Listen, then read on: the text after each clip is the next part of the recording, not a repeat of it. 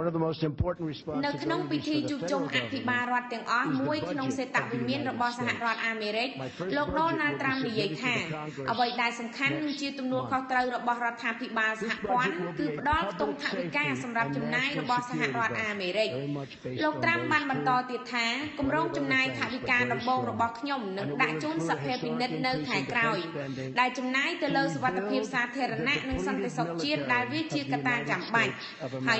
budget. ប្រវត្តិសាស្ត្រហើយក្នុងការចំណាយលើវិស័យយោធាដើម្បីកសាងឡើងវិញនូវការធ្លាក់ចុះនៃវិស័យយោធាមួយនេះហើយនៅទីនេះសម្រាប់យប់ស្អែកដើម្បីសិក្សាឲ្យលម្អិតនៅសេចក្តីព្រៀងរបស់ពួកយើង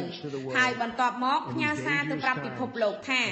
អាមេរិកខ្លាំងនឹងមានសន្តិសុខនឹងធ្វើឲ្យប្រកាសថាយើងមានលក្ខណៈខ្លាំងគ្រប់គ្រាន់និងគ្រប់ផ្នែកដើម្បីតែម្យ៉ាងគត់គឺថាពួកយើងត្រូវតែឈ្នះពួកយើងត្រូវតែចាប់ផ្ដើមឈ្នះសង្គ្រាមជាថ្មីម្ដងទៀតនេះបើតាមការសន្ទរកថារបស់លោក Donald Trump គូបញ្ជាក់ផងដែរថានេះគឺជាយុទ្ធនាការមួយដែលពិភពលោកកំពុងភ្ញាក់ផ្អើលថាលោកត្រាំនឹងយកលុយទាំងនោះទៅធ្វើអ្វីខ្លះផលិតអាវុធបង្កើតទ័ពទៅធ្វើសង្គ្រាមប្រឆាំងកូរ៉េខាងជើងឬក៏សង្គ្រាមនៅសមុទ្រចិនខាងត្បូងព្រោះថាបច្ចុប្បន្ននេះនាវាមុជទឹកនាវាផ្ទុកយន្តហោះគ្រប់ប្រភេទរបស់សហរដ្ឋអាមេរិកបាននឹងកំពុងតែល្បាតពាសពេញដែនសមុទ្រចិនខាងត្បូងដែលបានបង្កឲ្យចិនមានការក្តៅក្រហាយនៅទង្វើនេះជាខ្លាំង of the United States of America at a time we most need it.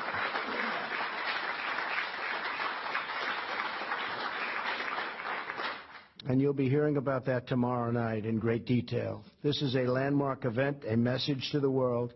in these dangerous times of American strength, security, and resolve. We must ensure that our courageous servicemen and women have the tools they need to deter war, and when called upon to fight in our name,